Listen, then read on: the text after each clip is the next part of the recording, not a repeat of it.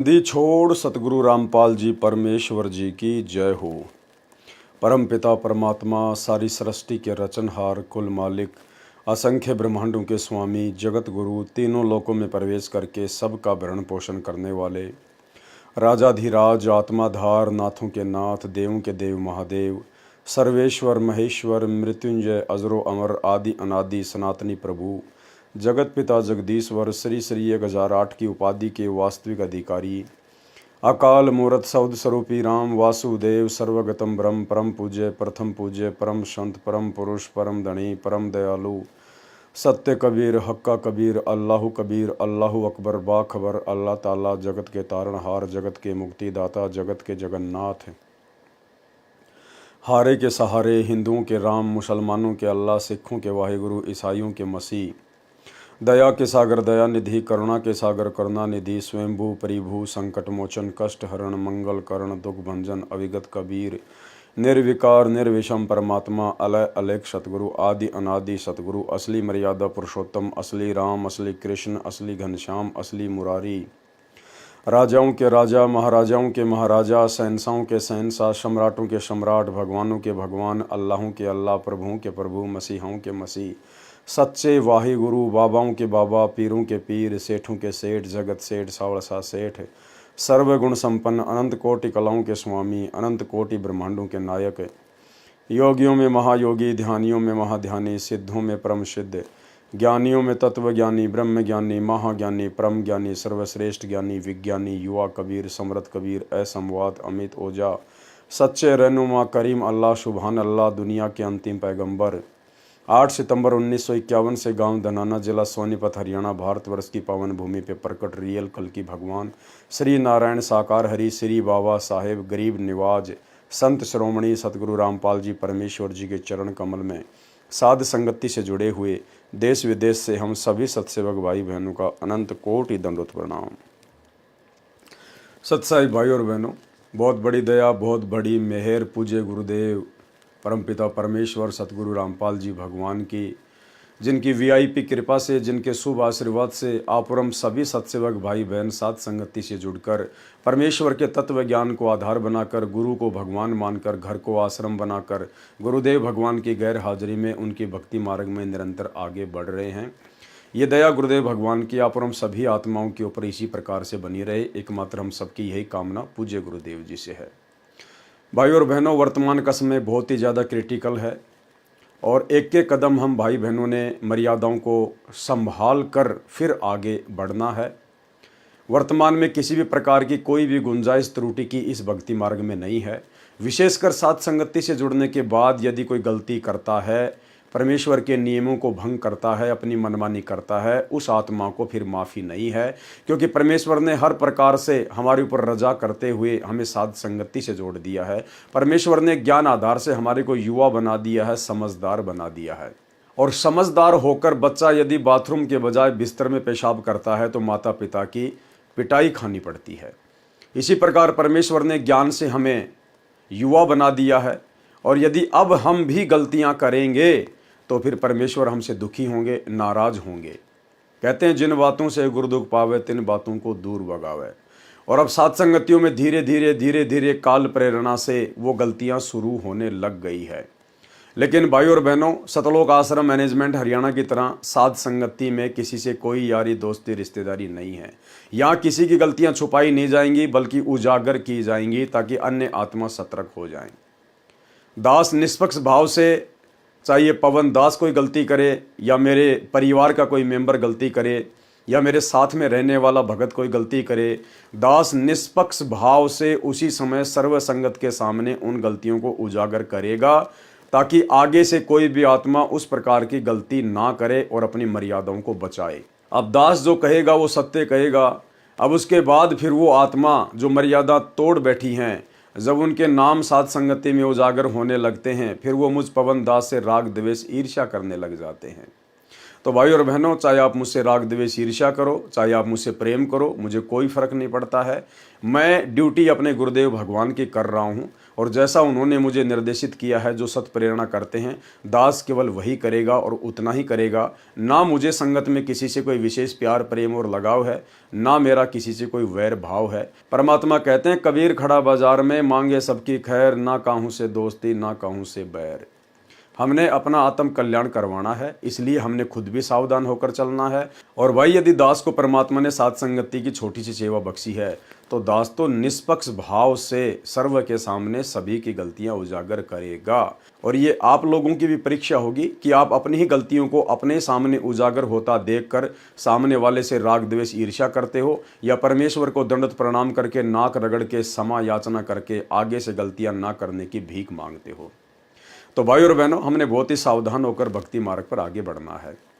परमेश्वर की दया से कबीर सागर के सरलार्थ के ऊपर वीडियो बनाने की श्रृंखला जारी है।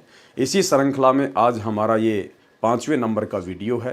पिछले 4 वीडियो में आप और हम भाई बहनों ने भक्ति मार्ग के विषय में बहुत कुछ जाना, पहचाना। परमेश्वर की दया से हमारा विश्वास भक्ति मार्ग पर आगे बढ़ता ही जा रहा है।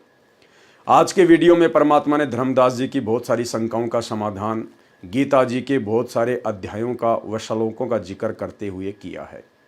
परमेश्वर के कर कमल से कबीर सागर के सरलार्थ का अनुवाद हुआ है, सरलार्थ हुआ है। आप और हम भाई बहनों की जिम्मेदारी बनती है, आप और हमारा यह फर्ज बनता है कि गुरुदेव भगवान के कर कमल से लिखित होने के कारण हम इसको पूरा पढ़ें, ध्यान से पढ़ें।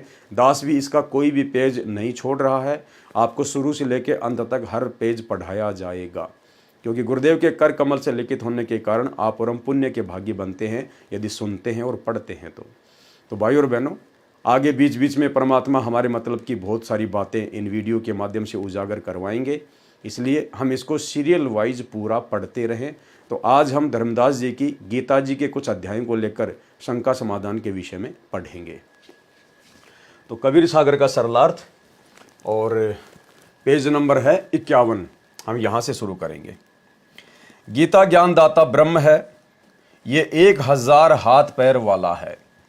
इसका सहस्त्र कमल है, अर्थात 1000 पंखड़ियों वाला कमल है। गीता अध्याय 11 श्लोक 46 में अर्जुन ने कहा कि हे सहस्त्र बाहु, 1000 हाथों वाले, आप चतुर्भुज रूप में आइए। इससे सिद्ध हुआ कि गीता ज्ञानदाता केवल 1000 भुजाओं वाला है। इसलिए गीता अध्याय 13 श्लोक 13 में गीता ज्ञानदाता अपने से अन्य सब और हाथ पैर वाले, सब और नेत्र सिर और मुख वाले और सब और कान वाले परमात्मा की महिमा कर रहा है। देखो भाई और बहनों, गीता ज्ञानदाता केवल 1000 भुजा का भगवान है, और वो गीता ज्ञानदाता भी 1000 भुजा का भगवान भी गीता अध्याय 13 श्लोक नंबर 13 में किसकी महिमा कर रहा है? गीता ज्ञानदाता अपने से अन्य सब और हाथ पैर वाले, सब और नेत्र और सिर मुख वाले, सब और कान वाले परमात्मा की महिमा कर रहा है। यानी कबीर परमेश्वर की, सतगुरु रामपाल जी भगवान की, जिनकी अनंत भुजाएं हैं, जिनकी अनंत आंखें हैं, जिनके अनंत कान हैं, अनंत मुंह हैं। कहा है कि वह परमात्मा संसार में सबको व्याप्त करके अर्थात अपनी शक्ति से सब रोके है, और स्वयं सत्यलोक शाश्वत स्थान तिष्ठति यानी बैठा है। यानी परमात्मा पूरी सृष्टि को रचकर और अपने वचन से सृष्टि के हर क्रिया को, हर कर्म को बांध कर उसके बाद अपने सतलोक में आराम से बैठा हुआ है। स्पष्ट हुआ कि गीता ज्ञानदाता से अन्य समर्थ परमात्मा है। यानी गीता ज्ञानदाता काल से अन्य एक समर्थ भगवान है। वही सब संसार का संचालन पालन करता है। वो परमात्मा क्या करता है? सारे संसार का संचालन करता है। 21 ब्रह्मांड भी उसी के अंतर्गत आ गया, और अक्षर पुरुष के 7 संग ब्रह्मांड भी उसी कबीर परमात्मा के अंतर्गत आ गए। यानी अक्षर पुरुष भी केवल परमात्मा का एक नौकर है, और ये धर्मराय 21 ब्रह्मांड का स्वामी ज्योति निरंजन भी परमात्मा का एक नौकर है। धर्मराय दरबानी चेरा, सुर असरों का करे निबेरा।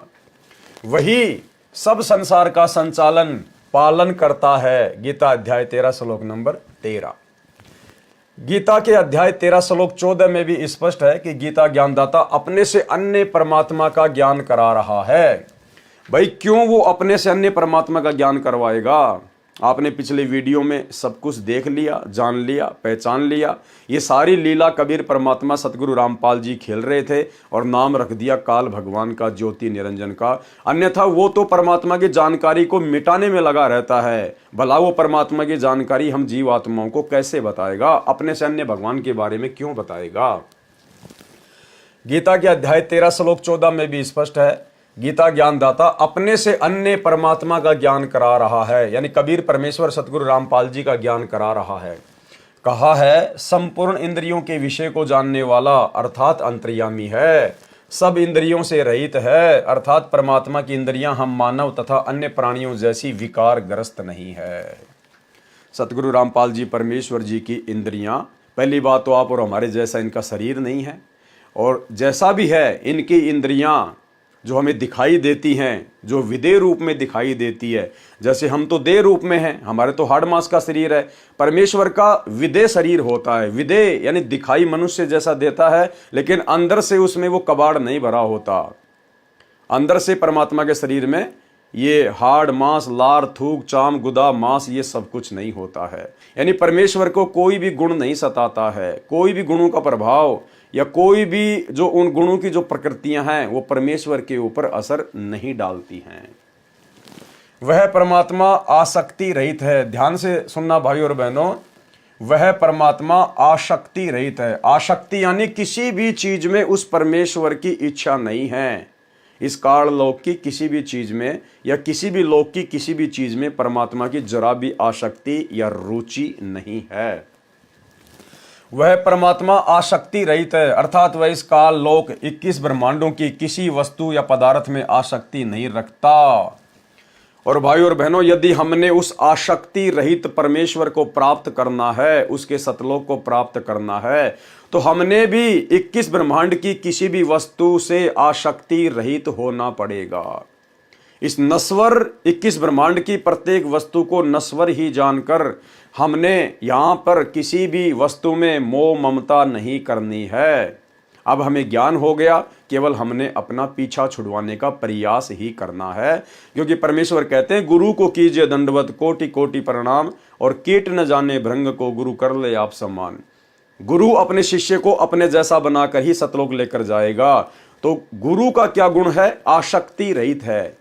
21 ब्रह्मांड की किसी भी वस्तु में गुरु की कोई आसक्ति नहीं है। इसी प्रकार हमने भी यदि अपने गुरु को प्राप्त करना है, उस आसक्ति रहित परमेश्वर को प्राप्त करना है, उसके परम धाम को प्राप्त करना है, तो हमने भी इस नश्वर लोक में जीते जी यहाँ की किसी भी चीज में आसक्ति नहीं बनानी है कि ये मेरा है ही नहीं, ये मेरा है ही नहीं, मैं कुछ सतलोक से लेकर आया ही नहीं, ये तो नश्वर है, नष्ट होने वाला है। हमने तो अमर सतलोक प्राप्त करना है, हमने तो सतलोक में आसक्ति लगानी है जहां हम परमानेंट रहेंगे।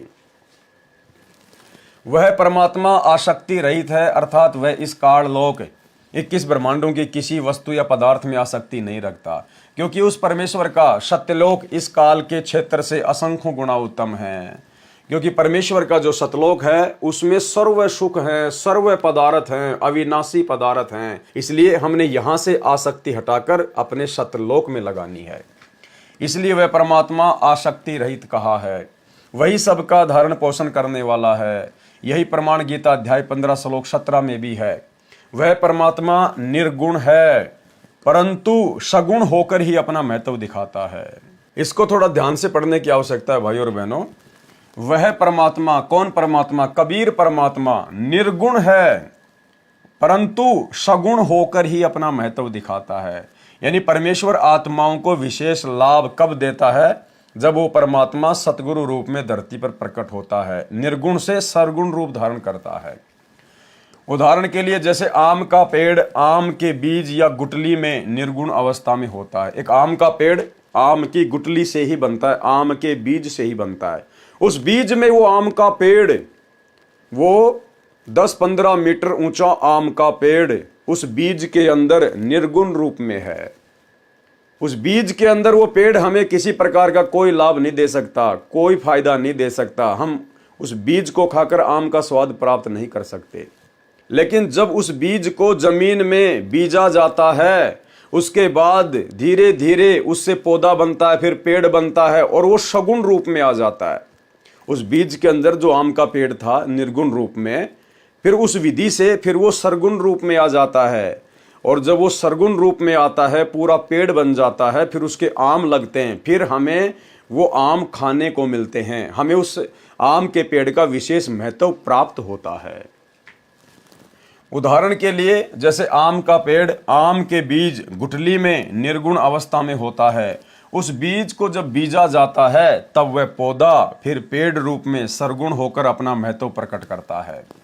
परंतु परमात्मा सत्यलोक में सरगुण रूप में बैठा है, क्योंकि परमात्मा ने अपने वचन शक्ति से सर्व सृष्टि रचकर विधान बनाकर छोड़ दिया। और भाई और बहनों, जहाँ तक दास की बुद्धि काम कर रही है, यहाँ पर ये प्रिंट करवाते समय थोड़ा सा मिसप्रिंट हो गया है। परंतु परमात्मा सत्यलोक में सरगुण रूप में, सतलोक में गुरुदेव ने बताया कि परमात्मा निर्गुण रूप में रहता है। निर्गुण रूप में गरीब निर्गुण सरगुण एक है, दूजा ब्रह्म विकार, निर्गुण साहिब आप है और सरगुण संत विचार। तो जहां तक दास की बुद्धि काम कर रही है, यहां पर निर्गुण होना चाहिए, परंतु वह परमात्मा सत्यलोक में निर्गुण रूप में बैठा है, क्योंकि परमात्मा ने अपने वचन शक्ति से सर्व सृष्टि रचकर विधान बनाकर छोड़ दिया। उस परमात्मा के विधान अनुसार सर्व प्राणी तथा नक्षत्र बनते बिगड़ते रहते हैं, जीव कर्मानुसार जन्मते मरते रहते हैं। परमात्मा को कोई टेंशन नहीं है। परंतु जब परमात्मा पृथ्वी पर प्रकट होता है, उस समय सर्व गुणों को भोगता है। जैसे आम के वृक्ष को तो निर्गुण से सरगुण होने में बहुत समय लगता है, परंतु परमात्मा के लिए समय सीमा नहीं है। वे तो क्षण में निर्गुण, अगले क्षण में सरगुण हो जाते हैं। यानी 1 सेकंड में परमात्मा सतलोक से धरती पर सतगुरु रूप में प्रकट हो जाता है, सतलोक में निर्गुण रूप में रहता है, और यहां 1 क्षण में प्रकट होकर सरगुण रूप धारण कर लेता है। उस परमेश्वर की कोई समय सीमा नहीं है।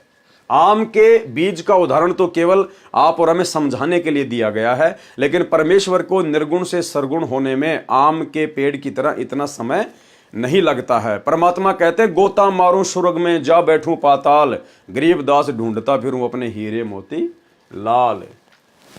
इससे भी सिद्ध हुआ कि गीता ज्ञान दाता से अन्य कोई सबका धारण पोषण करने वाला परमात्मा है।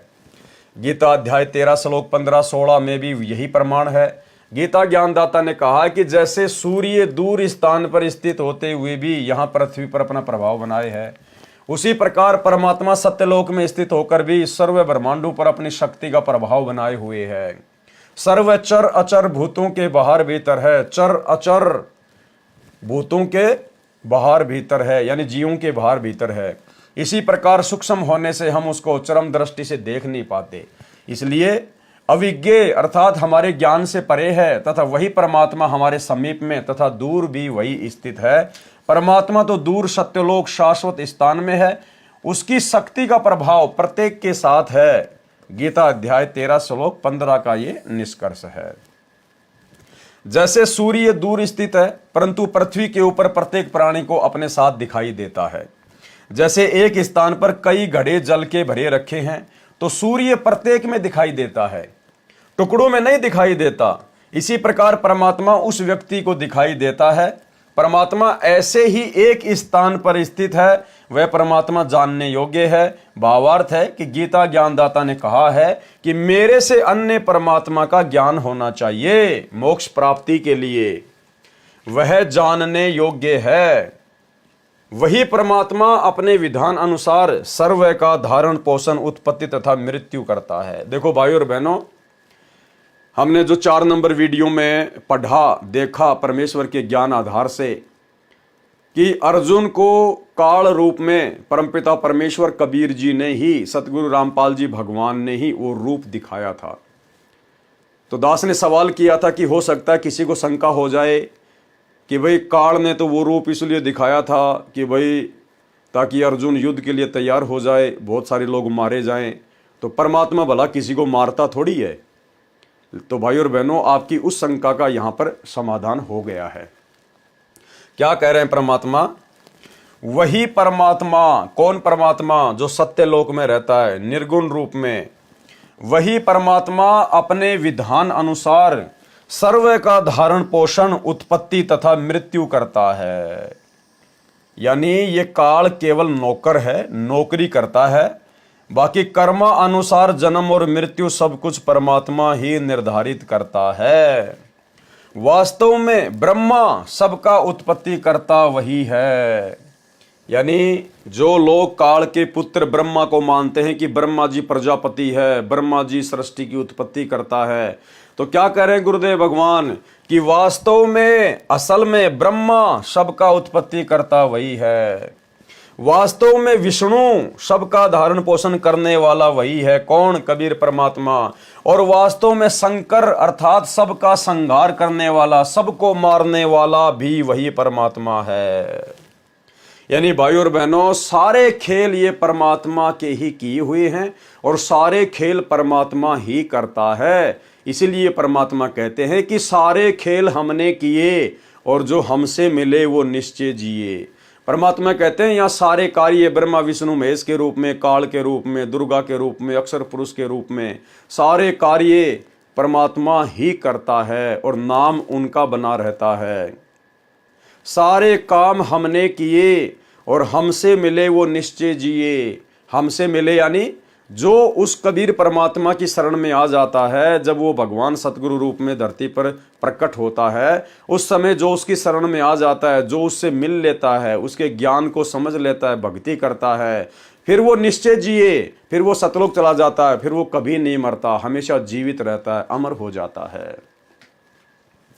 वही परमात्मा अपने विधान अनुसार सभी का धारण पोषण, उत्पत्ति तथा मृत्यु करता है।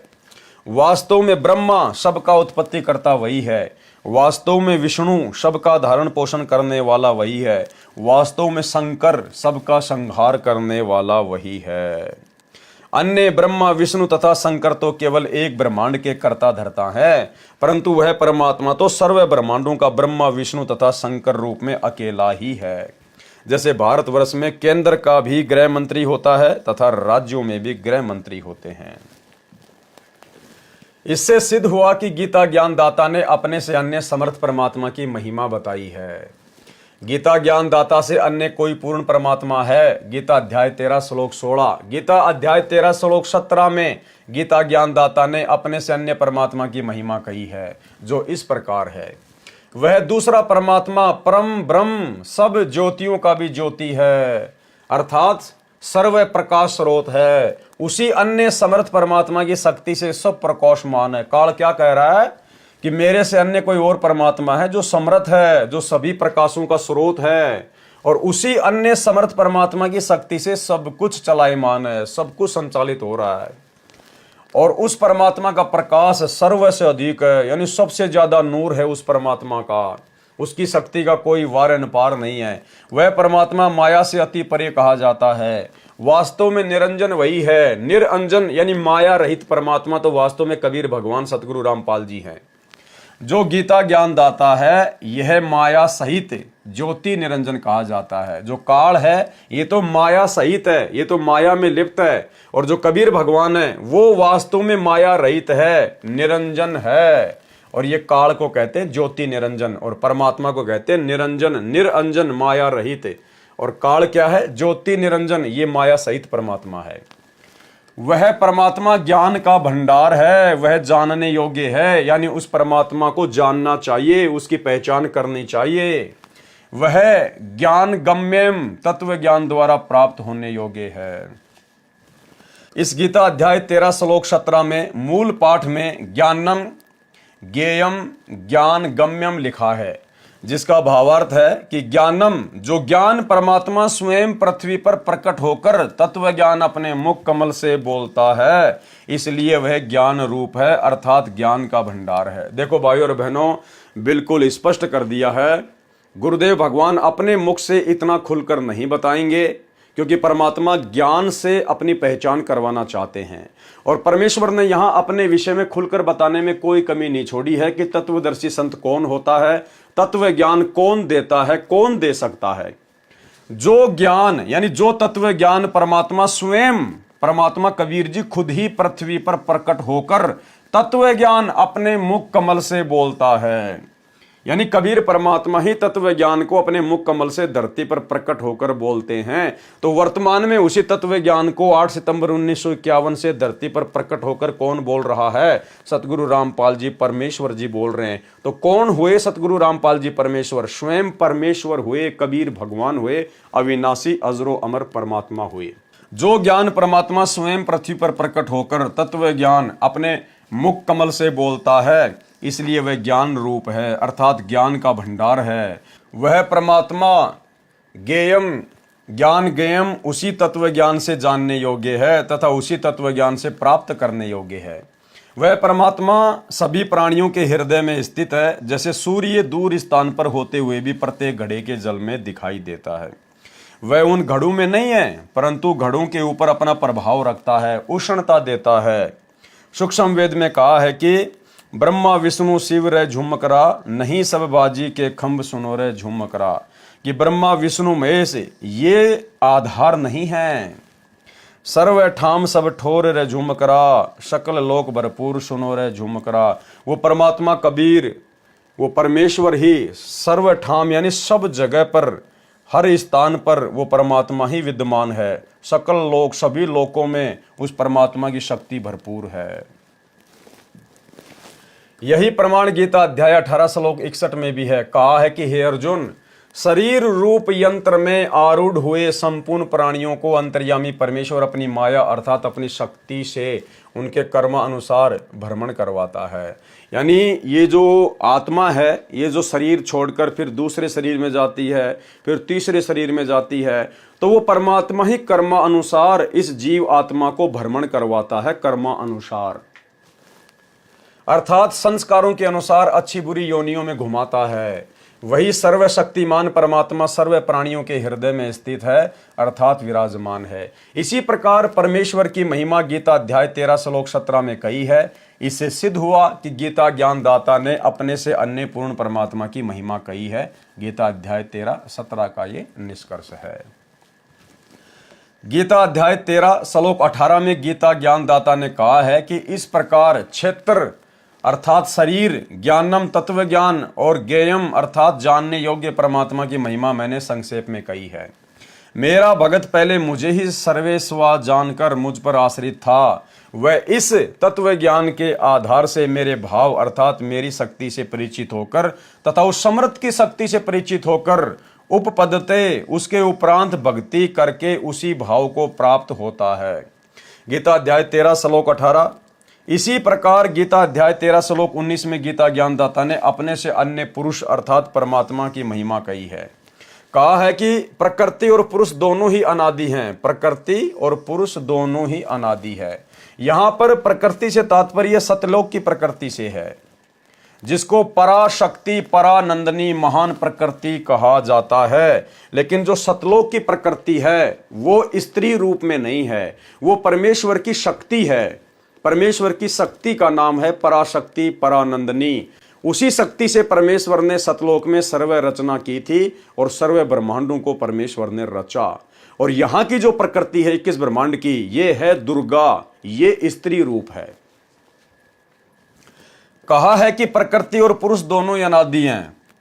पुरुष हो गया कबीर भगवान जो कि सतलोक में है, पुरुष यानी परमात्मा, और प्रकृति यानी उनकी शक्ति परानंदनी पराशक्ति जिससे परमात्मा सर्व ब्रह्मांडों को रचता है। दोनों ही अनादि हैं।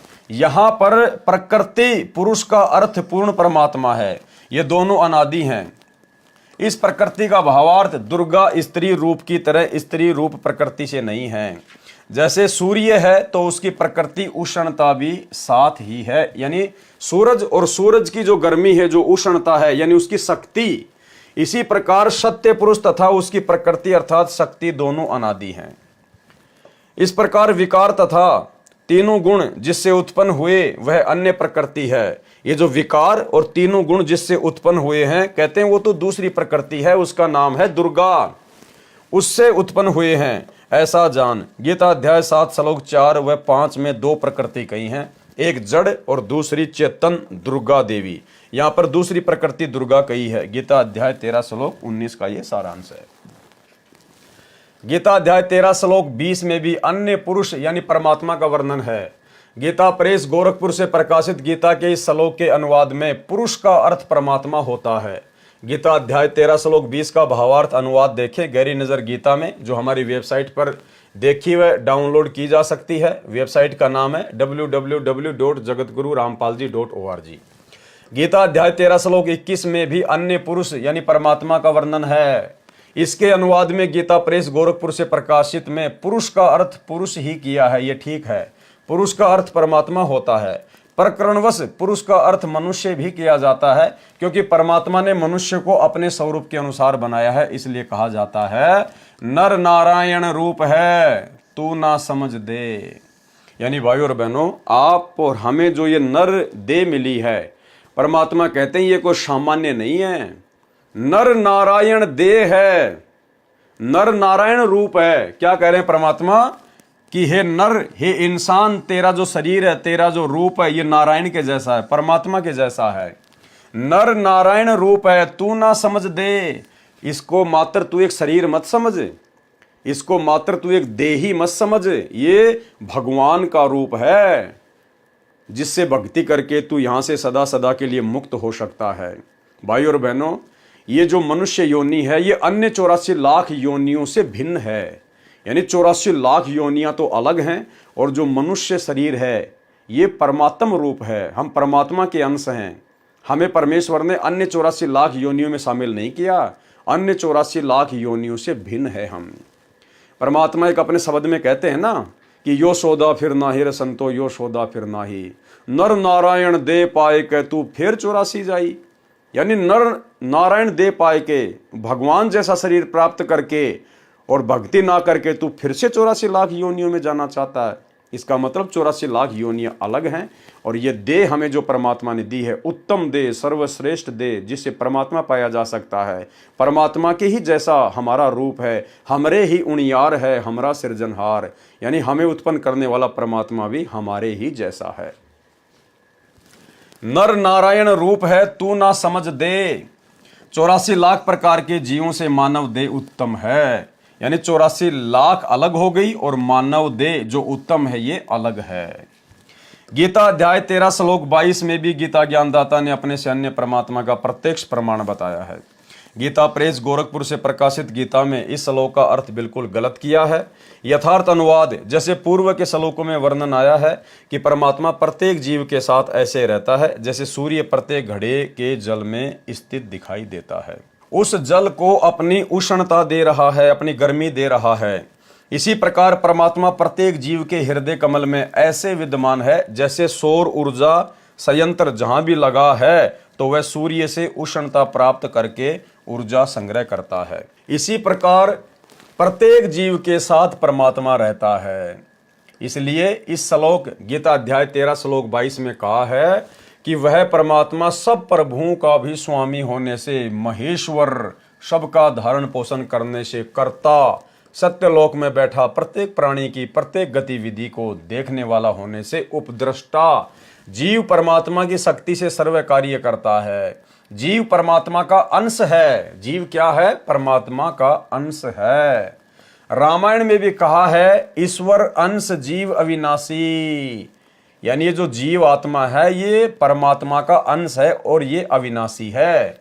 मरता तो केवल शरीर है, जिस कारण से जीव को कुछ भी अपने किए कर्म का सुख दुख भोगता है तो अपने अंश के सुख दुख का परमात्मा को भी एहसास होता है। देखो कितनी गहरी बात है भाई और बहनों।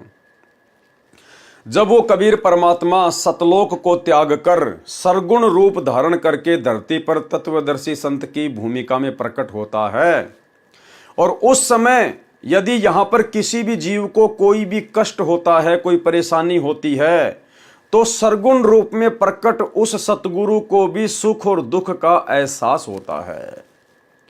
इसलिए हमारे गुरुदेव भगवान हमें लड़ाई झगड़ा ना करने के लिए जो है आदेशित करते हैं। हमें परमात्मा चींटी तक को बेवजह सताने के लिए मना करते हैं। क्यों? क्योंकि चाहे कोई उनकी शरण में है या नहीं है, चाहे कोई मनुष्य देह में है या अन्य योनियों के देह में है, जब परमात्मा सतगुरु रूप में धरती पर प्रकट होता है सरगुण रूप में और हम सभी उसके अंश हैं, चाहे गधा, कुत्ता, सुअर, कीट, पतंग, मक्खी, मच्छर, इंसान, हम सब उस परमेश्वर के अंश हैं। और जब यहां पर किसी भी जीव को कोई परेशानी होती है, कोई दुख होता है, कोई तकलीफ होती है, तो सरगुण रूप में धरती पर प्रकट उस सतगुरु को भी दुख और सुख का एहसास होता है। इसलिए भाइयों और बहनों, सन 2016 में सतलोक आश्रम मैनेजमेंट हरियाणा वालों ने, यानी गुरुदेव भगवान के छोटे कलयुगी भाई काल प्रेरित महेंद्र ने मुझ पवन दास को मरवाने के लिए हिसार और दिल्ली से 2 गाड़ियां भरकर जो गुंडे भेजे थे, सार नामी भगत, जिसमें उनका मुखिया बनकर आया था सतलोक आश्रम का वर्ल्ड कोऑर्डिनेटर देशराज मान, जो कि उत्तर प्रदेश के शामली आश्रम का संचालक है। ये 10-12 लोग मुझ पवन दास को जानवर की तरह बेसबॉल से, हॉकी से, रोड़ों से मार कर गए थे, पीट कर गए थे। वीडियो मैंने आपको पहले भी दिखाया था, फिर एक बार आपको दिखा देता हूं, देखिए।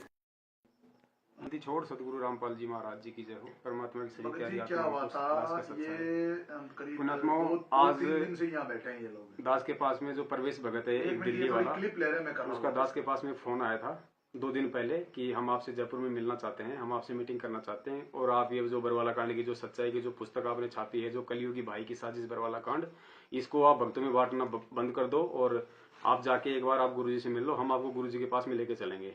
दास ने उनको मना कर दिया कि मेरे परमात्मा ने मुझे सारे सबूत मुझे दे रखे हैं, मुझे केवल उन सबूतों के आधार से मुझे केवल सच्चाई पे चलना है। तो उसके बाद में दास ने उनसे जमुल के मिलने की परमिशन नहीं दी। फिर इन्होंने क्या किया कि जोधपुर से डॉक्टर रामेश्वर भगत जी हैं, जो कि मतलब डॉक्टर हैं, नशा मुक्ति केंद्र वहाँ पे वो चलाते हैं। इन्होंने उन भगत जियों को जो मतलब मोहरा बनाया कि हम डॉक्टर भगत जी को बीच में डाल के हम पवन से हम जयपुर में हम मिलें। तो फिर जो प्रवेश था दिल्ली वाला, उसने डॉक्टर रामेश्वर जांगड़ जी जो जोधपुर से हैं उनको फोन किया, उनको जयपुर बुलाया। और पहले ये लोग आए, खाली जो मतलब 3 आदमी थे, प्रवेश दिल्ली वाला और देशराज दिल्ली वाला, जो जो जो मतलब कि महेंद्र उर्फ जो मतलब मोहनलाल है, उसका खास आदमी है, राइट हैंड है वो। और डॉक्टर भगत जी को लेके और शिफ्ट गाड़ी में ये तीनों आए। डॉक्टर भगत जी का फोन आया, दास ने कहा कि भगत जी आप दास के मतलब घर पे आ जाओ, यहीं पे उन भाइयों का भंडारा भी हो जाएगा। तो डॉक्टर भगत जी उनको यहाँ लेके आ गए, दास मार्केट से सब्जी वगैरह लेके आ गए उनके साथ में। वहाँ आए, बैठे, परमात्मा ने मतलब उनको चाय पिलवाई। उसके बाद में भक्तमती उनके लिए भंडारा तैयार करने लग गई और हम तीनों की आपस में बातचीत होनी शुरू हो गई। वो दास को सबूतों के आधार से कन्विंस नहीं कर पाए। अंत में देशराज भगत जी 10-15 मिनट बाद में यहाँ से उठ के बाहर चले गए। बाहर जाके उन्होंने कुछ मतलब फोन वगैरह किया। उसके बाद में एक गाड़ी डीएल नंबर की और आई। गाड़ी का नंबर हम लोग जो मतलब देख नहीं पाए हम, खाली मतलब डीएल ही मतलब जो मतलब भगत जी बता रहे कि भगत जी ने देखा था कि खाली मतलब डीएल नंबर तक मुझे ध्यान है। और वो लोग यहाँ आए, उस गाड़ी में 5-6 लोग और आए तकरीबन। सारे लोग हथियारों से लैस थे, बेसबॉल, रोड और हॉकी थी उनके पास में। सारे लोग मतलब कि जूतू समेत मालिक के दरबार में यहाँ अंदर आ गए। और आते ही सबसे पहले उन्होंने दास को थप्पड़ मारा। थप्पड़ मारने के बाद में जितने भी जो लोग थे सबने दास के ऊपर ताबड़तोड़ हमला कर दिया। तकरीबन 7-8 मिनट तक उन्होंने दास को हॉकी, बेसबॉल और रोड से जो मतलब नीचे पटक के उन्होंने दास को बुरी तरीके से मारा है। आज बंदी छोड़ का पंजा दास के हाथ पे था, वरना पुण्यात्माओं जिस तरीके से वो दास को मार रहे थे, जो मतलब भैंसा नहीं बच पाता, भैंसा भी उनकी मार से मर जाता है, लेकिन साहिब की दया थी। और बीच में जो अपने जो डॉक्टर भगत जी हैं उन्होंने दास का बीच बचाव किया, नहीं तो वरना स्टूल उठा के वो लोग दास के जो सर पे भी जो है मारने की पूरी कोशिश कर रहे थे वो लोग। अब दास आप जी को थोड़ा सा पुण्यात्मा दिखाना चाहेगा कि कहाँ कहाँ दास के जो है मतलब बेसबॉल वगैरह से जो चोटें आई है। पुण्यात्मा यहाँ उन लोगों ने मारा है, पीछे कुछ हो सकता है पीठ पे भी दास की चोटें पड़ी हों। दूसरा इस तरफ यहाँ पे उन्होंने पूरा दास को बेसबॉल वगैरह से मारा है। नीचे भी लो। और उसके बाद में यहाँ देखिए पुण्यात्माओं, ये पैर दास का यहाँ से सूज रहा है, ये थोड़ा सा ऊपर ले बेटा, हाँ ऐसे यहाँ से इन्होंने किया है अच्छी तरीके से बेसबॉल से। उसके बाद में यहाँ पे इन लोगों ने मारा है, जहाँ जहाँ उनको मन में आया उस तरीके से पुण्यात्माओं उन लोगों ने दास के साथ में जानवर जैसा व्यवहार किया है। और जो डॉक्टर भगत जी हैं आप देखिए, उनका भी मतलब होठ जो है ऊपर से टूटा हुआ है, उनके भी वहां पे चोटें आई मतलब बचाव के दौरान। इधर लग गया भाई। पुण्यात्माओं, आप सभी मालिक के पुण्यात्माओं से दास की प्रार्थना है कि ये सत्का मार्ग है, हमें इस मनवस जो मैनेजमेंट है उसकी किसी भी प्रकार की गिदड़ बबकी से हमें बिल्कुल नहीं डरना है। परमात्मा का मार्ग सत्य का है पुण्यात्माओं। विश्वास रखना, यकीन रखना, अंत में जीत सत्य की होगी। सत्य को परेशानी से गुजरना पड़ता है, उसको कसौटियों से गुजरना पड़ता है। और जिन गद्दारों ने, जिन मनवस लोगों ने हमारे सतगुरु देव जी को जेल में बैठा दिया, उनके साथ में गद्दारी कर दी, तो पुण्यात्मा आप और हमारे को कैसे वो लोग छोड़ेंगे। और इसका नमूना आप जी ने अच्छी तरीके से देख लिया है। परमात्मा दया करें, दास अभी थाने में जाके FIR करके आ गया है, क्योंकि इन लोगों ने भक्तमती को और दास के बच्चों को एक अलग से कमरे में जो कि बंद कर दिया था और उनको धमकी दी थी कि यदि आवाज निकाली तो हमारे से बुरा कोई नहीं होगा, जान से मार देंगे। उसके बाद में ये लोग दास के ऊपर हमला करने लगे। जब दास ने चिल्ला के अपने पड़ोसियों को आवाज लगाई तो पुण्यात्मा 10 मिनट बाद उसके बाद ये लोग यहाँ से निकले हैं। और दास अभी थाने में जाके डॉक्टर भगत जी के साथ में FIR करके आ गया है। सुबह दास का मेडिकल होगा, उसके बाद जैसे परमात्मा दया करें तो दास की सर्वसंगत से हाथ जोड़कर प्रार्थना है, पुण्यात्माओं ये सत का मार्ग है। आप ऐसी हरकतें इन लोगों की, वो सारनामी लोग थे वो जितने भी आए थे पुण्यात्माओं, आप इनकी हरकतों को देखो, आप इनके चाल चलन को देखो पुण्यात्माओं। हमें केवल सच्चाई की जो मतलब मार्ग पर चलना है। आप जी से निवेदन है, किसी भी तरीके से तन मन धन से आप इन मनवश लोगों का सहयोग जो बिल्कुल ना करें पुण्यात्माओं। हमारा यही पैसा और हमारा यही शारीरिक सहयोग गुरु जी को फंसाने में ये लोग काम में ले रहे हैं उल्टा। जैसे आपकी मर्जी, जैसे आपको परमात्मा प्रेरणा करें। दास परमात्मा कुत्ता है, कुत्ते का काम पुण्यात्मा केवल भौंकना है, संदेश देना है। दास सतगुरुदेव जी के आशीर्वाद से जब तक दास के प्राण है पुण्यात्मा, दास ही सत्य भक्ति मार्ग से बिल्कुल नहीं हटेगा, क्योंकि परमात्मा ने दास को समझा रखा है कि बेटा तुमने तो क्या कुर्बानियां दी है, तुम क्या कुर्बानियां दे सकते हो।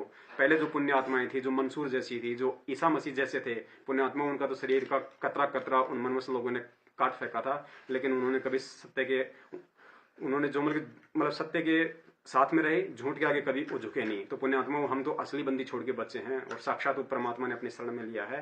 तो दया करें पुण्यात्मा, जैसा आप जी को प्रेरणा करें आप जी वैसा करें। सत साहिब जय हो बंदी छोड़ की।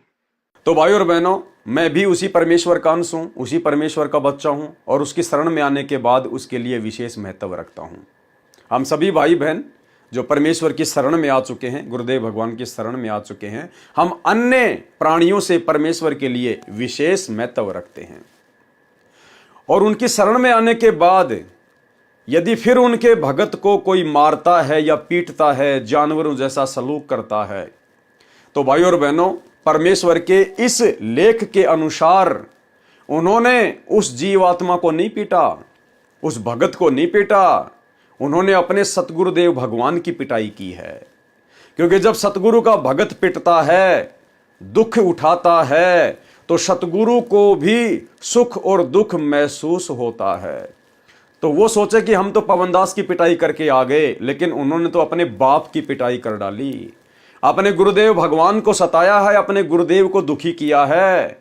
और जो अपने गुरु को दुखी करता है, जो अपने गुरु भाई बहनों को दुखी करता है, उनकी पिटाई करता है, परमात्मा के संतों को जो सताता है, उसके विषय में परमेश्वर ने फिर क्या बताया। तो अपने अंश के सुख दुख का परमात्मा को भी एहसास होता है। सुख संवेद में लिखा है, कबीर कहे मेरे जीव को दुख ना दीजियो कोई। देखो यहां पर भगत नहीं लिखा गया, यहां पर जीव शब्द लिखा गया है। जीव, चाहे भगत को पीटो या चाहे किसी जगत वाले को पीटो, सतगुरु को दुख बराबर होता है। कहते कबीर मेरे जीव को दुख ना दीजियो कोई, और भगत दुखाए मैं दुखी मेरा आपा भी दुखी होए। परमात्मा कहते हैं अगर मेरे भगत को कोई दुखी करेगा तो परमात्मा कहते हैं मैं भी बराबर दुखी होता हूं, मुझे भी उस दुख का बराबर एहसास होता है। तो सोचिए भाई और बहनों, ऐसी निकम्मी आत्माओं के साथ में आने वाले समय में क्या बनेगी, जो वर्तमान में इन आश्रमों के संचालन बनकर घूम रहे हैं, जो वर्ल्ड कोऑर्डिनेटर बनकर घूम रहे हैं, जिन लोगों ने मुझ पवन दास के साथ में दुर्व्यवहार किया, परमेश्वर को दुखी किया।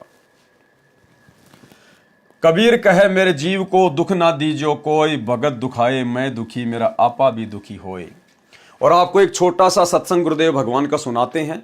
सतयुग में राजा अमरीश को जब दुर्वासा जी ने दुखी किया तो फिर दुर्वासा ऋषि के साथ में क्या बनी, और अंत में दुर्वासा ऋषि को राजा अमरीश के पैर पकड़ने पड़े, माफ़ी मांगनी पड़ी।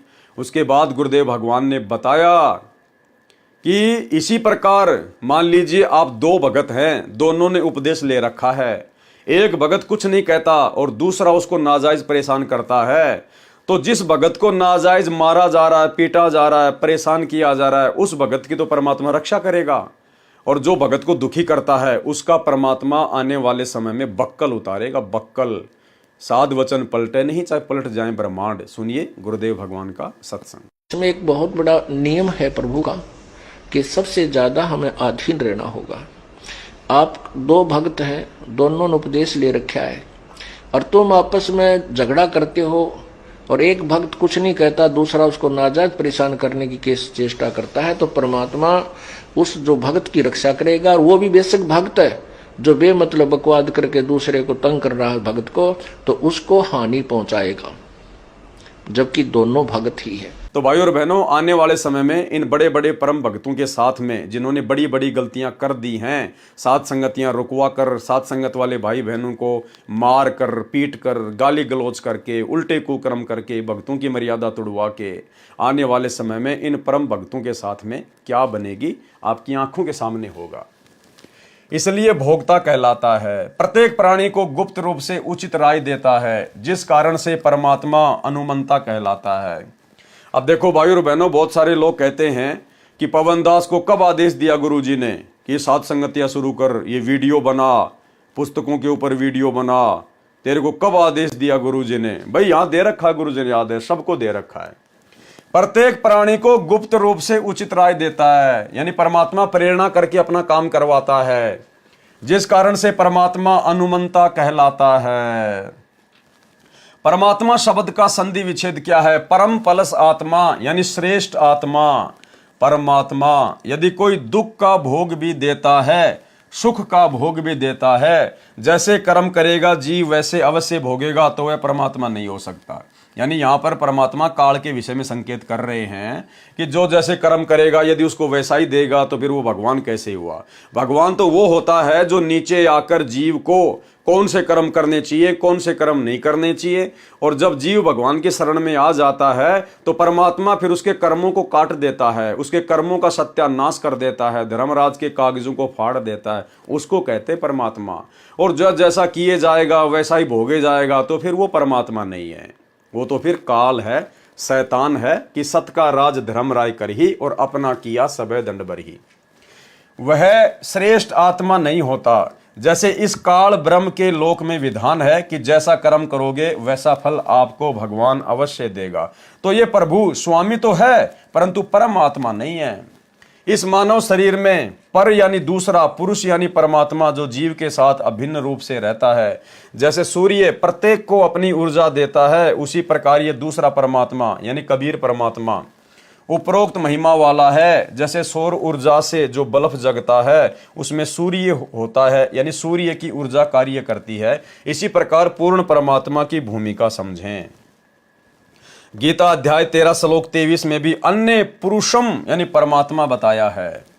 कहा है कि जो संत उपरोक्त प्रकार से पुरुषम परमात्मा प्रकृति तथा गुणों सहित जानता है, वह संत साधक सब प्रकार से परमात्मा में लीन वर्तमान में रहता हुआ पुनर्जन्म को प्राप्त नहीं होता, अर्थात उसका पूर्ण मोक्ष हो जाता है। यानी जो साधक इस काल को जान लेता है, इस प्रकृति को जान लेता है, इनके गुणों को जान लेता है, इनके कर्मों को जान लेता है और तत्व ज्ञान से उस पूर्ण परमात्मा की पहचान कर लेता है, और जो आजीवन मर्यादा में रह के भक्ति करता है, तो फिर वो काल के झंझट से मुक्त हो जाता है, मोक्ष प्राप्त हो जाता है, अर्थात उसका पूर्ण मोक्ष हो जाता है। गीता अध्याय 13 श्लोक 24 में भी अन्य परमात्मा का वर्णन है, जो गीता ज्ञानदाता से अन्य है। कहा है कि जो परमात्मा सूर्य के सदृश जीवात्मा के साथ अभेद रूप से रहता है, उसको साधक ध्यान द्वारा दिव्य दृष्टि से हृदय में देखते हैं, जैसे बिजली को टेस्टर द्वारा देख लेते हैं।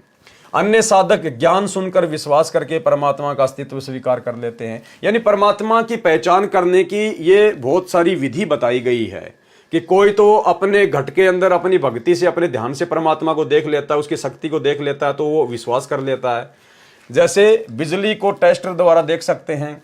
दूसरे प्रकार के जो भगत है वो ज्ञान सुनकर विश्वास करके परमात्मा का अस्तित्व स्वीकार कर लेते हैं। कुछ एक भगत ऐसे हैं जो ज्ञान सुनकर और भगवान के अस्तित्व को स्वीकार कर लेते हैं कि हाँ भाई परमात्मा है, भगवान होता है, वो इस प्रकार से विश्वास कर लेते हैं। अन्य भक्तजन कर्म योगेन परमात्मा के कर्मों अर्थात लीलाओं को देखकर परमात्मा का अस्तित्व जान लेते हैं। जैसे संसार में लगभग 7 अरब जनसंख्या है, किसी का भी चेहरा एक दूसरे से नहीं मिलता, कवि ने कहा है, कई अरब बनाए बंदे आंख नाक हाथ लगाए, एक दूसरे के नाल कोई भी रल देर नहीं रलाए।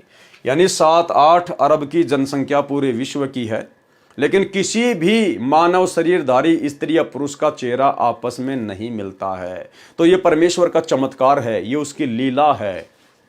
तो कई लोग इस प्रकार से भी भगवान के ऊपर विश्वास कर लेते हैं कि भाई परमात्मा के बिना ये नहीं हो सकता, कोई तो शक्ति है, कोई तो परम शक्ति है जो ये सब कुछ कर रहा है। यह भी सिद्ध होता है कि कोई सर्वज्ञ शक्ति है, उसे परमात्मा कहा जाता है। कुछ भक्तजन परमात्मा के इस प्रकार के कार्य देखकर परमात्मा को मानते हैं। गीता अध्याय 12 श्लोक 25 में कहा है कि जो शिक्षित नहीं और जो न ध्यान करते हैं, न ज्ञान को समझ पाते हैं और न वे परमात्मा की संरचना से परमात्मा को समझ पाते हैं, वे अन्य शिक्षित विद्वान व्यक्तियों से परमात्मा की महिमा सुनकर मान लेते हैं कि जब यह शिक्षित और ज्ञानी व्यक्ति कह रहा है तो परमात्मा है। फिर वे उपासना करने लग जाते हैं। वे उसे सुनने के कारण परमात्मा के अस्तित्व को मानकर उपासना करने के कारण इस मृत्यु संसार से पार हो जाते हैं। गीता अध्याय 13 श्लोक 26 में तो इतना ही कहा है कि सर्व प्राणी क्षेत्र अर्थात दुर्गा के शरीर तथा क्षेत्रज अर्थात गीता ज्ञानदाता क्षर ब्रह्म के संयोग से उत्पन्न होते हैं। ध्यान रहे, गीता ज्ञानदाता ने गीता के इसी अध्याय 13 के श्लोक 1 में कहा है कि क्षेत्र तो शरीर को कहते हैं तथा जो शरीर के विषय में जानता है उसे क्षेत्रज कहते हैं। गीता अध्याय 13 श्लोक 2 में कहा है कि इस काल लोक 21 ब्रह्मांड के क्षेत्र में जितने प्राणी उत्पन्न होते हैं वे दुर्गा जी तथा काल भगवान के संयोग से होते हैं, अर्थात नर मादा से काल प्रेरणा से काल सृष्टि उत्पन्न होती है। गीता अध्याय 13 श्लोक 27 में अन्य परमेश्वर स्पष्ट है जो गीता ज्ञानदाता से अलग है, भिन्न है। जैसे पूर्व के श्लोकों में प्रमाण सहित बताया गया है कि परमेश्वर प्रत्येक प्राणी के शरीर में हृदय में ऐसे बैठा दिखाई देता है जैसे सूर्य जल से भरे घड़ों में दिखाई देता है।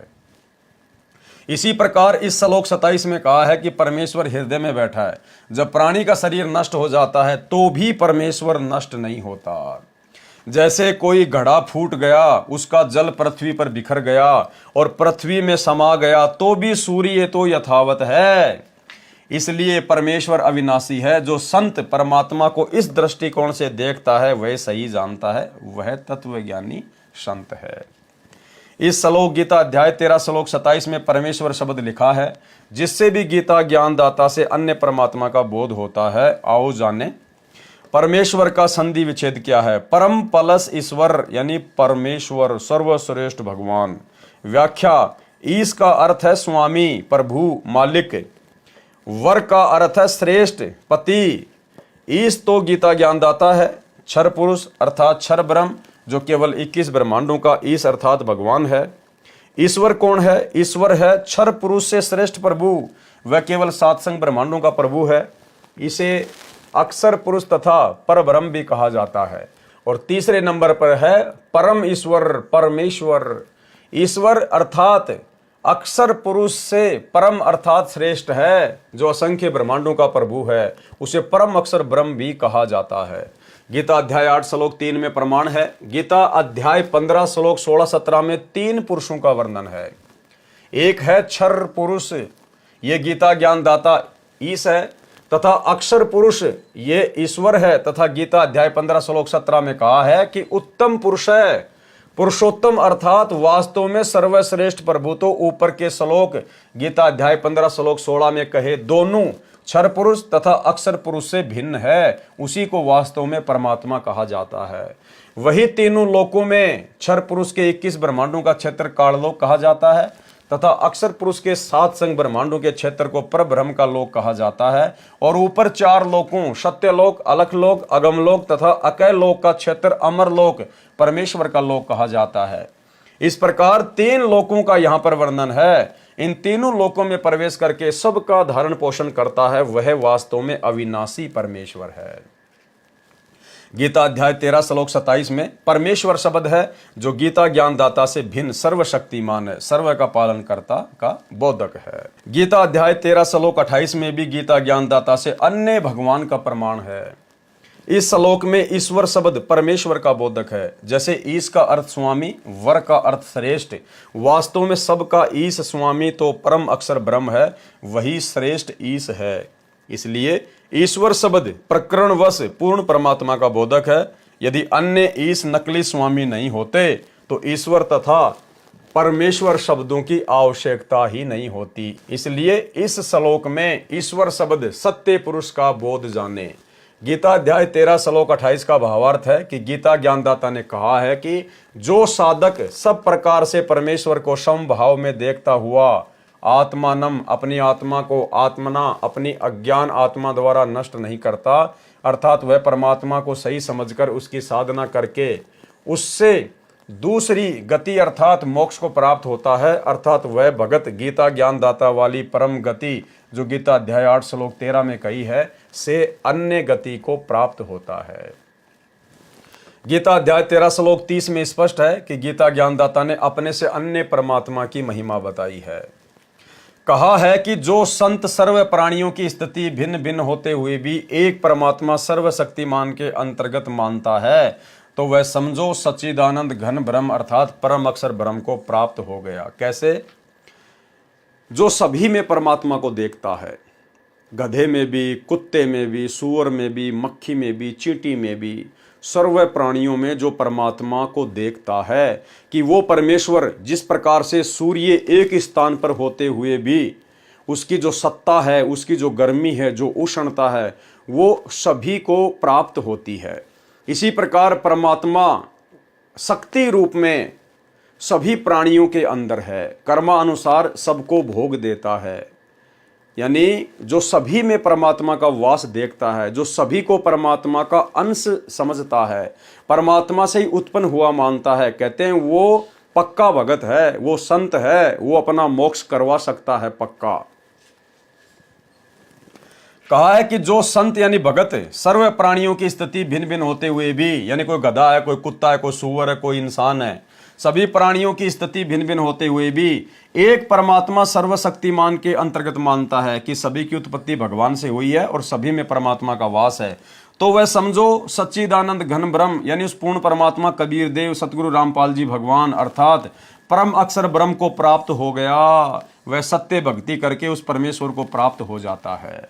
यानी सतलोक आश्रम मैनेजमेंट हरियाणा ने जो मुजदास के ऊपर जानलेवा हमला किया, जिसका वीडियो आप जी देख चुके हैं, तो अभी तक इन लोगों ने सभी के अंदर परमात्मा का वास नहीं देखा है। इन लोगों को अभी वो ज्ञान नहीं है, तत्व ज्ञान नहीं है, ये पूर्णतया मोक्ष के अधिकारी अभी तक नहीं हैं। गीता अध्याय 13 श्लोक 31 में भी गीता ज्ञानदाता ने अपने से अन्य परमात्मा के विषय में कहा है।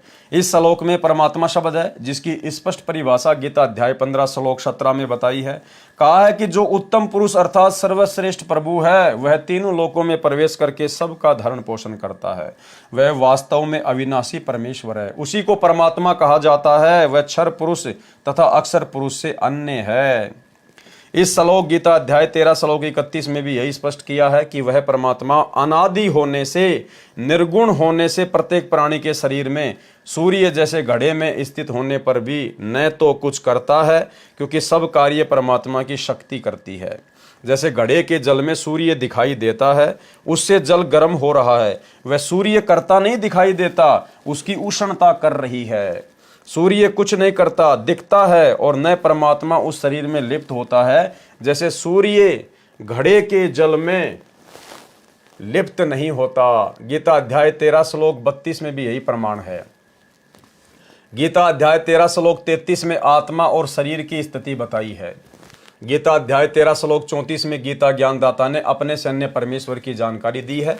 कहा है कि जिस प्रकार क्षेत्र यानी शरीर तथा क्षेत्रज गीता ज्ञानदाता के भेद को तथा कर्म करते करते भक्ति करके काल की प्रकृति अर्थात काल जाल से मुक्त जो साधक ज्ञान नेत्रों द्वारा जानकर तत्वदर्शी संत की खोज करके शास्त्र अनुकूल साधना करके तत्व ज्ञान को समझकर उस परम अर्थात दूसरे परब्रह्म परमात्मा को प्राप्त होते हैं।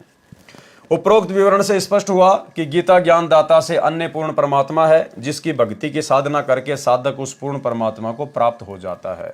जो गीता अध्याय 15 श्लोक 4 में वर्णित है कि तत्व ज्ञान की प्राप्ति के पश्चात परमेश्वर के उस परम पद को खोजना चाहिए, जहां जाने के पश्चात साधक फिर लौटकर संसार में कभी नहीं आता। सारांश, पूर्वोक्त परमाणु से तथा इस गीता अध्याय 13 के उपरोक्त परमाणु से स्पष्ट हुआ कि गीता ज्ञानदाता से अन्य परम अक्षर ब्रह्म अर्थात पूर्ण परमात्मा है, जिसकी शरण में जानने के लिए गीता ज्ञानदाता ने गीता अध्याय 18 श्लोक 62 व 66 में कहा है, वही पूर्ण मोक्षदायक है, वही पूजा करने योग्य है, वही सबका रचनहार है, वही सबका पालनहार धारण करने वाला सर्व सुखदायक है, उसको परमात्मा कहा जाता है। प्रसन्न किया गया फिर यहां पर अक्षर का अर्थ अविनाशी होता है। आपने गीता अध्याय 15 श्लोक 16 में भी अक्षर पुरुष को भी नाशवान बताया है, कृपया स्पष्ट करें। उत्तर दिया, यह सत्य है कि अक्षर का अर्थ अविनाशी होता है, परंतु प्रकरणवश अर्थ अन्य भी होता है। गीता अध्याय 15 श्लोक 16 में कहा है कि क्षर और अक्षर ये पुरुष यानी प्रभु इस लोक में हैं, ये दोनों तथा इनके अंतर्गत जितने भी जीव हैं वे नाशवान हैं, आत्मा किसी की भी नहीं मरती। फिर गीता अध्याय 15 श्लोक 17 में स्पष्ट किया है कि पुरुषोत्तम तो उपरोक्त दोनों प्रभुओं से अन्य है, वही अविनाशी है, वही सबका धारण पोषण करने वाला वास्तव में अविनाशी है। गीता अध्याय 8 श्लोक 3 में तत् ब्रह्म को परम अक्षर ब्रह्म कहा है। अक्षर का अर्थ अविनाशी है, परंतु यहां परम अक्षर ब्रह्म कहा है, इससे भी सिद्ध हुआ कि अक्षर से आगे परम अक्षर ब्रह्म है, वह वास्तव में अविनाशी है। प्रमाण, जैसे ब्रह्मा जी की आयु 100 वर्ष बताई जाती है, देवताओं का वर्ष कितने समय का है? सुनो, 4 युग, सतयुग, त्रेता युग, द्वापर तथा कलयुग का एक चतुर्युग होता है। इन चारों युगों को मिलाकर एक चतुर्युग कहलाता है, जिसमें मनुष्यों के 43,20,000 वर्ष होते हैं। 1008 चतुर्युग का ब्रह्मा जी का दिन और इतनी ही रात्रि होती है। ऐसे 30 दिन रात्रि का एक महीना तथा 12 महीने का ब्रह्मा जी का एक वर्ष हुआ। ऐसे 100 वर्ष की श्री ब्रह्मा जी की आयु है। श्री विष्णु जी की आयु श्री ब्रह्मा जी से 7 गुना अधिक है, यानी 700 वर्ष। श्री शंकर जी की आयु श्री विष्णु जी से 7 गुना अधिक, यानी 4900 दिव्य वर्ष। ब्रह्म यानी काल क्षर पुरुष की आयु 70,000 शंकर की मृत्यु के पश्चात एक ब्रह्म की यानी काल की मृत्यु होती है, अर्थात क्षर पुरुष की मृत्यु होती है। इतने समय का अक्षर पुरुष का एक युग होता है, और ऐसे ऐसे 1000 युग का अक्षर पुरुष का एक दिन होता है। अक्षर पुरुष की आयु गीता अध्याय 8 श्लोक 17 में कहा है। अनुवाद, आज तक सर्व अनुवादकर्ताओं ने उचित अनुवाद नहीं किया, सबने ब्रह्मा का 1000 चतुर्युग लिखा है। यह गलत है। मूल पाठ में सहस्त्र युग लिखा है, न कि चतुर सहस्त्र युग। इसलिए गीता अध्याय 8 श्लोक 17 का अनुवाद ऐसे बनता है, कैसे? ब्रह्मणे अक्षर पुरुष का जो दिन है वह 1000 युग की अवधि वाला जानते हैं, वे जना व्यक्ति दिन रात को जानने वाले हैं, यानी वो तत्वदर्शी संत ही जान सकता है। भावार्थ, इस श्लोक में ब्रह्म शब्द मूल पाठ में नहीं है और न ही चतुर्युग शब्द मूल पाठ में है। इसमें ब्रह्मण शब्द है, जिसका अर्थ है सच्चिदानंद घन ब्रह्म, अर्थात परम अक्षर ब्रह्म होता है। प्रमाण, गीता अध्याय 17 श्लोक 23 में ब्रह्मण्य का अर्थ सच्चिदानंद घन ब्रह्म किया है, वह अनुवादकों ने ठीक किया है। इस गीता अध्याय 8 श्लोक 17 में आयु का प्रकरण है, इसलिए यहां पर ब्रह्मण्य का अर्थ अक्षर ब्रह्म बनता है। यहां अक्षर पुरुष की आयु की जानकारी दी है।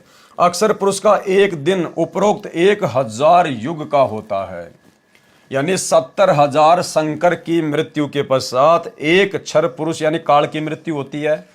वह समय एक युग अक्षर पुरुष का होता है।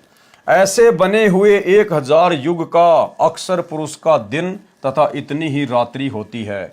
ऐसे 30 दिन रात्रि का एक महीना तथा 12 महीनों का अक्षर पुरुष का एक वर्ष तथा 100 वर्ष की अक्षर पुरुष की आयु है। इसके पश्चात इसकी मृत्यु होती है। इसलिए गीता अध्याय 15 श्लोक 16 में क्षर पुरुष तथा अक्षर पुरुष दोनों नाशवान कहे हैं। गीता अध्याय 15 श्लोक 17 में जो वास्तव में अविनाशी परमात्मा कहा है, यह परमात्मा सर्व प्राणियों के नष्ट होने पर भी नाश में नहीं आता। यानी कबीर परमात्मा सतगुरु रामपाल जी का किसी भी देश काल और परिस्थिति में विनाश नहीं होता, इसलिए इनको अकाल मूर्त कहा जाता है। प्रमाण, गीता अध्याय 8 श्लोक 20 से 22 में स्पष्ट है कि वह परम अक्षर ब्रह्म सब प्राणियों के नष्ट होने पर भी कभी नष्ट नहीं होता। उदाहरण, जैसे सफेद मिट्टी के बने कप प्लेट होते हैं, उनका ज्ञान है कि हाथ से छूटे और पक्के फर्श पर गिरे और टूटे, अर्थात नाशवान क्षर हैं। यह स्थिति तो क्षर पुरुष की जानो। यानी जो काल है, जो क्षर पुरुष है, ये तो समझो चीनी मिट्टी का कोई एक जो है वो पात्र है जो पक्की फर्श पे गिरा और टूट गया। दूसरे नंबर पर अक्षर पुरुष, दूसरे कप प्लेट स्टील यानी लोहे के बने हों, वे बहुत समय उपरांत जंग लगकर नष्ट होते हैं, शीघ्र टूटते व नष्ट नहीं होते। मिट्टी के बने कप प्लेट की तुलना में स्टील के कप प्लेट चिरस्थायी हैं, अविनाशी प्रतीत होते हैं, परंतु है नाशवान। इसी प्रकार स्थिति अक्षर पुरुष की जानो। और तीसरे नंबर पर है परम अक्षर ब्रह्म, कबीर परमात्मा। तीसरे कप प्लेट सोने के बने हों, वे कभी नष्ट नहीं होते, उनको जंग नहीं लगता। ये स्थिति परम अक्षर ब्रह्म की जानो। ये वास्तव में अविनाशी है, इसलिए प्रकरणवश अक्षर का अर्थ नाशवान भी होता है, वास्तव में अक्षर का अर्थ अविनाशी परमात्मा होता है। यानी जहां पर अक्षर शब्द अक्षर पुरुष के लिए आएगा वो तो नाशवान है, और जहां पर अक्षर शब्द परम अक्षर ब्रह्म यानी कबीर जी के लिए आएगा तो वास्तव में अक्षर का अर्थ वहां पर अविनाशी परमात्मा होता है। उदाहरण के लिए गीता अध्याय 8 श्लोक 11 मूल पाठ में अनुवाद है। इस श्लोक में अक्षर का अर्थ अविनाशी परमात्मा के लिए है। वेद विद तत्वदर्शी संत अर्थात वेद के तात्पर्य को जानने वाले महात्मा जिसे अविनाशी कहते हैं। देखो भाई और बहनों, आप लोगों को समझ में आ जाना चाहिए परमेश्वर सतगुरु रामपाल जी भगवान के विषय में कि ये नाशवान है या फिर अविनाशी हैं। आज हमारे गुरुदेव तत्वदर्शी संत की भूमिका निभा रहे हैं, तत्व ज्ञान का प्रचार कर रहे हैं। अब तत्व ज्ञान को जानने वाले तत्वदर्शी महात्मा को यहां पर अविनाशी कहा गया है। क्या कहा गया है? इस श्लोक में अक्षर का अर्थ अविनाशी परमात्मा के लिए है। तत्वदर्शी संत अर्थात वेद के तात्पर्य को जानने वाले महात्मा जिसे अविनाशी कहते हैं। तो आज भाई वेद के तात्पर्य को जानने वाला एकमात्र तत्वदर्शी धरती पर कौन है? सतगुरु रामपाल जी। तो ये अविनाशी परमात्मा है। और वैसे भी गुरुदेव भगवान ने हमें संध्या आरती में गुरुदेव के अंग में बहुत अच्छे से समझा रखा, लेकिन हम लोग ध्यान नहीं देते। मेरे गुरुदेव भगवान दियो काट काल की फांसी। पहली चौपाई क्या आती है? अवगुण किए घनेरे फिर भी भले बुरे हम थारे। हम किससे अर्ज कर रहे हैं? अपने गुरुदेव भगवान से, क्योंकि हम गुरुदेव के अंग के तहत गुरुजी से प्रार्थना कर रहे हैं। मेरे गुरुदेव भगवान, अवगुण किए घनेरे फिर भी भले बुरे हम थारे, और दास को जान के निपट नादान मोहे बख्श दियो अविनाशी। हम अपने गुरुदेव को अविनाशी कह रहे हैं। और यहां पर भी जिसको तत्व ज्ञान होता है, जो वेद के तात्पर्य को जानने वाला है, तत्वदर्शी संत अर्थात वेद के तात्पर्य को जानने वाले महात्मा जिसे अविनाशी कहते हैं। साधना रत आसक्ति रहित साधक जिस लोक में प्रवेश करते हैं और जिस परमात्मा को चाहने वाले साधक ब्रह्मचर्य अर्थात शिष्य परंपरा का आचरण करते हैं, उस पद को तेरे लिए मैं संक्षेप में कहूंगा। तो यहाँ पर सतगुरु रामपाल जी भगवान अविनाशी सिद्ध होते हैं। अविनाशी, क्योंकि अविनाशी परमात्मा ही तत्वदर्शी संत की भूमिका निभाकर तत्व ज्ञान को प्रकट करता है। अन्य कोई सतलोक का भेद नहीं बता सकता। इसलिए हम सभी भाई बहनों ने अपने गुरुदेव को ही परम अक्षर ब्रह्म जानकर, अपना इष्ट जानकर, अविनाशी परमात्मा जानकर, उस कागज की दाढ़ी मूछ वाली कबीर जी की समझे जाने वाली फोटो को घर से बाहर कर दिया है। इस श्लोक में अक्षर का अर्थ अविनाशी परमात्मा ठीक है। कबीर जी ने सूक्ष्म वेद में कहा है कि गुरु बिन काहू न पाया ज्ञाना, जो थोता बूझ छिड़े मूड किसाना। गुरु बिन वेद पढ़े जो प्राणी, समझे न सार रहे अज्ञानी। हम जो शुरुआती वीडियो था पार्ट नंबर 1, उसमें हम इसका खुलासा कर चुके हैं। फिर धर्मदास जी ने प्रश्न किया जिंदा महात्मा जी से। प्रश्न धर्मदास जी का, गीता अध्याय 4 श्लोक 6 में गीता ज्ञानदाता ने कहा कि मैं अजन्मा और अविनाशी रूप होते हुए भी, समस्त प्राणियों का ईश्वर होते हुए भी अपनी योग माया से प्रकट होता हूं। इसमें श्री कृष्ण जी अपने आप को समस्त प्राणियों का अविनाशी ईश्वर कह रहे हैं, अपने को अजन्मा भी कहा है। तो उत्तर दिया जिंदा महात्मा रूप में कबीर परमात्मा सतगुरु रामपाल जी ने, उत्तर जिंदा परमेश्वर जी का। हे धर्मदास जी, गीता ज्ञानदाता ने कहा है कि जितने प्राणी मेरे 21 ब्रह्मांड में मेरे अंतर्गत हैं, मैं उनका श्रेष्ठ प्रभु अर्थात ईश्वर हूं, ना कि सबका। यही प्रमाण गीता अध्याय 15 श्लोक 18 में भी है। गीता ज्ञानदाता ने कहा है कि मैं लोक वेद यानी सुनी सुनाई बातों के आधार से अपने 21 ब्रह्मांडों वाले लोक में पुरुषोत्तम प्रसिद्ध हूं, भगवान प्रसिद्ध हूं मैं यहाँ, क्योंकि मैं शरीरधारी प्राणियों से तथा अविनाशी जीव आत्मा से भी श्रेष्ठ हूं, जो मेरे अंतर्गत मेरे 21 ब्रह्मांडों में है। वास्तव में पुरुषोत्तम तो कोई अन्य ही है, जिसका वर्णन गीता अध्याय 15 श्लोक 17 में बताया गया है। यानी काल तो केवल अपने 21 ब्रह्मांडों में आप और हम जीवों के ऊपर ही पुरुषोत्तम है, परमात्मा है। सर्व ब्रह्मांडों में पुरुषोत्तम नहीं है। सर्व ब्रह्मांडों में तो कबीर परमात्मा सतगुरु रामपाल जी ही पुरुषोत्तम है। गीता के अध्याय 4 श्लोक 6 में यह कहा है कि मैं अज यानी अजन्मा, अर्थात मैं तुम्हारी तरह जन्म नहीं लेता, मैं लीला से प्रकट होता हूं, जैसे गीता अध्याय 10 में विराट रूप दिखाया था। फिर कहा है कि मेरी आत्मा अमर है, फिर कहा है कि अपनी लीला से उत्पन्न होता हूं। यहां पर उत्पन्न होने की बात है, क्योंकि यह काल भ्रम अक्सर पुरुष के एक युग के उपरांत मरता है। फिर उस समय एक ब्रह्मांड का विनाश हो जाता है, जैसा कि आपने ऊपर के प्रश्न के उत्तर में पढ़ा। फिर दूसरे ब्रह्मांड में सर्व जीव आत्माएं चली जाती हैं, काल ब्रह्म की आत्मा भी चली जाती है, वहां इसको पुनः युवा शरीर प्राप्त होता है। इसी प्रकार देवी दुर्गा की मृत्यु होती है, फिर काल ब्रह्म के साथ ही इसको भी युवा शरीर प्राप्त होता है। यानी भाइयों और बहनों, जब 70,000 ये त्रिलोकीय शंकर भगवान मर जाते हैं, तो उस समय एक काल मरता है, और एक काल के मरते ही एक ब्रह्मांड का पूरी तरह से विनाश हो जाता है। फिर कबीर परमात्मा सतगुरु रामपाल जी अपनी शक्ति से, जैसा उन्होंने विधान बना रखा है, इस काल को और दुर्गा को और इस ब्रह्मांड के सभी प्राणियों को दूसरे ब्रह्मांड में परमात्मा बीज रूप में रख देता है। फिर वहां पर नए प्रकार से सृष्टि होती है। फिर परमात्मा की शब्द शक्ति से इनको एक वरदान प्राप्त है, दुर्गा और काल युवा शरीर में जो है ये प्रकट हो जाते हैं, और फिर से ब्रह्मा विष्णु महेश बनाकर सागर मंथन करके फिर इस प्रकार से असुर राक्षस वगैरह जीव आत्माएं उत्पन्न होती हैं। फिर उस ब्रह्मांड में नए सिरे से सृष्टि का संचालन होता है। दोबारा पढ़ेंगे इसको, अब समझ में आएगा। फिर उस समय एक ब्रह्मांड का विनाश हो जाता है, जैसा कि आपने ऊपर के प्रश्न के उत्तर में पढ़ा। फिर दूसरे ब्रह्मांड में सर्व जीव आत्माएं चली जाती हैं, काल ब्रह्म की आत्मा भी चली जाती है, वहां इसको पुनः युवा शरीर प्राप्त होता है। इसी प्रकार देवी दुर्गा की मृत्यु होती है, फिर काल ब्रह्म के साथ ही इसको भी युवा शरीर प्राप्त होता है। यह परम अक्षर ब्रह्म सत्य पुरुष का विधान है। तो फिर उस नए ब्रह्मांड में दोनों पत्नी पत्नी रूप में नए रजगुण युक्त ब्रह्मा, सतगुण युक्त विष्णु तथा तम गुण युक्त शिव को उत्पन्न करते हैं। फिर उस ब्रह्मांड में सृष्टि क्रम प्रारंभ होता है। इस प्रकार इस काल ब्रह्म की मृत्यु तथा लीला से जन्म होता है। गीता अध्याय 4 श्लोक 9 में भी स्पष्ट है, जिसमें गीता ज्ञानदाता ने कहा है कि मेरे जन्म तथा कर्म अलौकिक हैं। वास्तव में ये नाशवान है, आत्मा सर्व प्राणियों की अमर है। आपके महामंडलेश्वरों, आचार्यों तथा शंकराचार्यों को आध्यात्मिक ज्ञान बिल्कुल नहीं है, इसलिए अनमोल ग्रंथों को ठीक से न समझकर लोकवेद यानी दंत कथा सुनाते हैं। आप देखें, इसी गीता अध्याय 4 श्लोक 5 में स्वयं कह रहा है कि हे अर्जुन, तेरे और मेरे बहुत जन्म हो चुके हैं, उन सबको मैं जानता हूं, तू नहीं जानता। इसका अभिप्राय ऊपर स्पष्ट कर दिया है। संवाद का अर्थ उत्पन्न होना। प्रमाण यजुर्वेद अध्याय 40 मंत्र 10 में भी कहा है कि कोई तो परमात्मा को संवाद यानी जन्म लेने वाला राम व कृष्ण की तरह मानता है, कोई असंवाद उत्पन्न न होने वाला निराकार मानता है।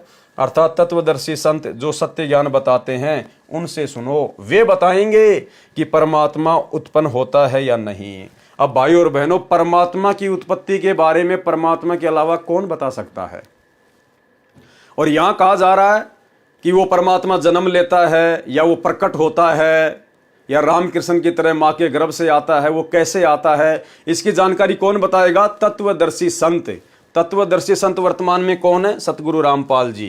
तत्वदर्शी संत ही उस अविनाशी परमात्मा के विषय में ठीक से बताएगा। तो भाई, भगवान के विषय में भगवान के अलावा दूसरा भला कौन बता सकता है? तो सतगुरु रामपाल जी स्वयं ही अविनाशी परमात्मा है, कबीर भगवान है, सत्य पुरुष हैं। ये स्वयं ही अपने विषय में आकर पूरी जानकारी बताते हैं। वे बताएंगे कि परमात्मा उत्पन्न होता है या नहीं। वास्तव में परमात्मा स्वयंभू है, वह कभी नहीं जन्मा है और न ही जन्मेगा। मृत्यु का तो प्रश्न ही नहीं। दूसरी ओर गीता ज्ञानदाता स्वयं कह रहा है कि मैं जन्मता और मरता हूं, अविनाशी नहीं हूं। अविनाशी तो परम अक्षर ब्रह्म है। फिर सवाल किया जिंदा बाबा ने धर्मदास जी से, प्रसन्न जिंदा बाबा परमेश्वर जी का, आप जी ने कहा है कि हम शूद्र को निकट भी नहीं बैठने देते। जब परमात्मा धर्मदास जी के पास में गए थे मथुरा में, जब वो पाठ कर रहा था, और जब परमात्मा ने धर्मदास जी से बातचीत शुरू की, तो धर्मदास जी ने अपने आप को सर्वश्रेष्ठ साबित करते हुए कहा कि हम तो शूद्रों को निकट भी नहीं बैठने देते, निकट भी। जिंदा बाबा परमेश्वर जी ने सवाल किया, आप जी ने कहा है कि हम शूद्र को निकट भी नहीं बैठने देते, शुद्ध रहते हैं, इससे भक्ति में क्या हानि होती है? कथनी और करनी में अंतर। भाई और बहनों, आज कबीर सागर के सरलार्थ के ऊपर इस 5वें नंबर की पार्ट में केवल इतना ही, क्योंकि भाई और बहनों, परमात्मा ने जैसा लिखा है हम वैसा ही पढ़ेंगे। ठीक है, इस पार्ट में कुछ विशेष समझने योग्य नहीं था, 2-4 पॉइंट थे जो परमेश्वर ने दया बख्शी, अपनी वास्तविक स्थिति से हमें परिचित करवाया कि तत्वदर्शी संत स्वयं जो है प्रकट होकर अपना तत्व ज्ञान देता है, और परमात्मा के विषय में तत्वदर्शी संत ही बता सकता है। तो परमात्मा के विषय में तो भाई परमात्मा के अलावा कोई नहीं बता सकता। अर्थात स्पष्ट हुआ कि परमात्मा खुद ही तत्वदर्शी संत बनकर अपनी सर्व जानकारी उपलब्ध करवाता है।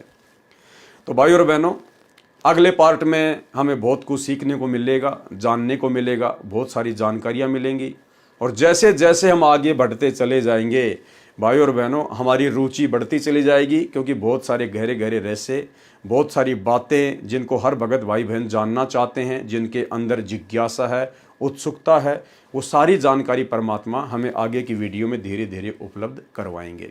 तो आज के वीडियो में केवल इतना ही। कल रात्रि 8 बजे सभी भाई बहन फिर से लाइव जुड़िए। तब तक गुरुदेव भगवान हम सभी को आज्ञा दे, इजाज़त दे, आशीर्वाद दें। बंदी छोड़ सतगुरु रामपाल जी भगवान की जय हो।